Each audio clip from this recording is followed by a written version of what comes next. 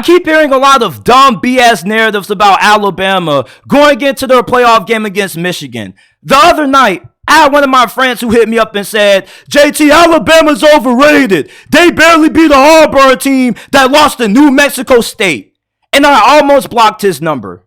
I promise to God I almost blocked him. Because based on that logic, the other three participants in the playoffs, they're overrated as well. Because Michigan barely beat Maryland on the road. Texas barely beat a down TCU team that didn't even make it to a bowl game and barely was able to get wins against Kansas State and Iowa State. Washington barely was able to beat two of the worst teams in the Pac-12 this year, and Arizona State and Stanford. So based on that logic, if Alabama's overrated because they had a near mishap against their rival Auburn, who lost to New Mexico State, then so are the other three teams that are in the playoffs because they've had games when they've nearly lost to inferior competition. And this is my favorite bullshit narrative that I keep hearing people spit out there. Michigan is a more talented team than Alabama. No, they're not. Both of these teams are evenly matched talent-wise going into this game. The only position that Michigan has the advantage over Alabama, and it's not even a debate, is their offensive line. The Wolverines' offensive line clears Alabama. We should all be able to agree on that. But outside of the offensive line, Michigan doesn't have a single position that's better than Alabama's. They're evenly matched when it comes to receiver. Michigan has Roman Wilson, Cornelius Johnson. Bama has Jermaine Burton and Isaiah Bond. They both have good quarterbacks. Jalen Milroe and J.J. McCarthy, they're on the same level.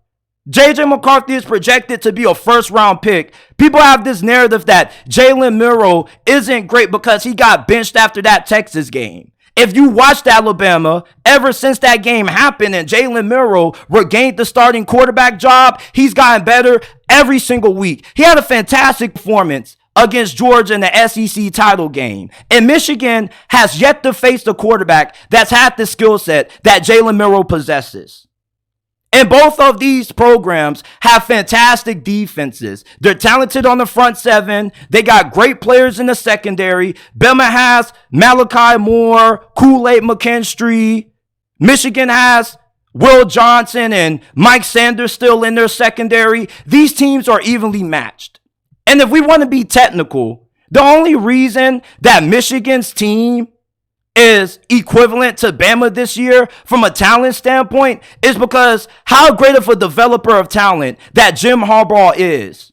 You see, 24/7 Sports, before the start of every college football season, they released their team talent composite rankings, which ranks every team's roster from most talented to least talented based on the amount of 3, 4, and 5 stars that they have on their team. And do you know where Alabama ranks this year? They're number 1. And did you know that there's never been a team that's won a national championship that has ranked outside of the top 10 of 24/7 Sports team talent composite rankings? And people like to use the argument that, man, stars are meaningless. They don't matter once the games get played. You see, when people use this argument, they're a little right.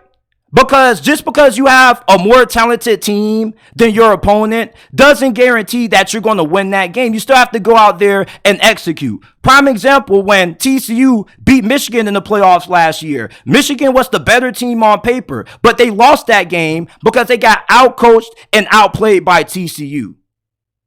So yes, the games aren't decided on paper. They're decided on the field. But this is when I inject a little bit of truth serum into you and explain why you're wrong when you use the argument that stars don't matter. Because if they don't matter, then why do these programs spend so much money giving out $500,000 and $1 million NIL deals to these blue chip prospects coming out of high school? If stars didn't matter, they wouldn't be spending the bank trying to get the best players coming out of high school. Yes, having a lot of 5 and 4 stars doesn't guarantee you a national championship. It doesn't mean that you're going to win every game, i.e. Texas A&M. But the more 5 and 4 star players that you have, if you're a well-coached team, they give you a better chance to not just win consistently, but to win national titles. There's a reason why the SEC has a monopoly on college football. People who don't live in the South hate to admit the fact that the South runs college football. The SEC conference has won 6 out of the last 9 national championships, including the last 4. You all know why? Because the best teams in this conference consistently out-recruit the majority of college football. If anything, if you call the SEC overrated, the Big Ten is even more overrated. The Big Ten only has 3 elite programs: Penn State, Ohio State, and Michigan. Other than those 3 schools, the Big Ten is a wash.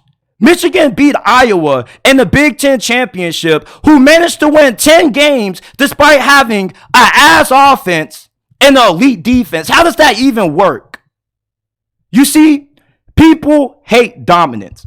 People want to see Alabama fall off. People before the start of this season were claiming that Alabama was going to have their worst season ever under Nick Saban, all because they lost to Tennessee and LSU last year. Alabama is just as good as a team as what Michigan is. These bullshit narratives that people keep throwing out to demean Alabama, they make no sense to me.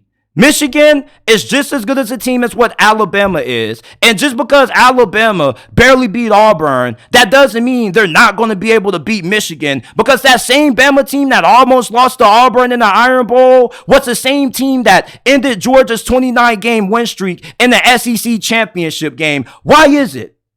It's stupid to try to judge and paint a narrative about Alabama off of one game and just ignore their overall body of work. They blew out a top 10 ranked Ole Miss team. They took down a team that won 29 straight games. How are they overrated? That makes no sense to me. And you want to know the one advantage that Alabama has over Michigan that Michigan fans are scared to talk about? Coaching. Nick Saban has been here before. He's not new to this. He's true to this. He's only lost 1 first-round playoff game, and that was to Ohio State when they had Cardale Jones. Meanwhile, Jim Harbaugh, he's still fishing for his first win in the playoffs, and he also has a terrible postseason record when it comes to bowl season. Michigan has way more to prove than what Alabama does in this game. And if you're doubting Alabama and you think that Michigan is going to blow out the Tide, you're delusional. You really are. If you don't live in the South, people tend to have a bias against the teams that are in the Southeastern Conference. And I get it. People hate dominance. People hated the Golden State Warriors when they were on their dynasty run. People hated the New England Patriots dynasty. People hate success. I understand that nobody wants to continue to see Alabama be on the top of the food chain in college football. People hate seeing the same conference win the national championship damn near every single season. I get it. But let's be logical about this. Let's use our brains for a second.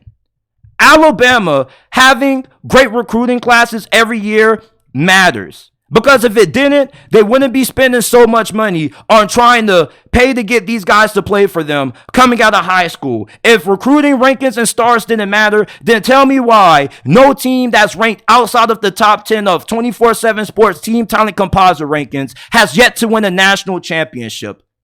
Bama has dominated teams such as Washington, Michigan State, Cincinnati, and Notre Dame in the first round of the semifinals. Why? Because they're more talented and they're more well coached. You gotta have a talented team to be able to win. Michigan has that. But Michigan is as good as what Alabama is talent-wise, not because they recruit on the same level, but because they have great player development. And I'm eager to see how it's going to play out. But regardless of who wins this game, it's not going to be a blowout. Both of these teams, not only are they similar in terms of talent, but they have similar styles of play. They want to rely on great defense and complementary offense, being balanced, running and throwing the football. So I don't get these bullshit narratives that keep getting thrown out about Alabama not being a more talented team than Michigan and being overrated. You know, before I started recording this, I was on ESPN.com and I went to their matchup predictor for this game. And they only give the Tide a 44.1% chance at beating Michigan. Meanwhile, Michigan has a 55.9% chance to take down the Crimson Tide. That's absolutely unbelievable to me. Michigan is not that better of a team than what Alabama is. They're evenly matched. And when this game gets played January 1st, the people who believe that Michigan is so much better than Alabama and Alabama doesn't deserve to be in the playoffs, you're going to be in for a reality check. I promise you. Doubting Nick Saban, doubting Alabama is the stupidest and dumbest thing that you can do. And these bullshit narratives that you keep spitting out, trying to find a way to downplay how good of a team Bama is, it's going to cost you. Just watch.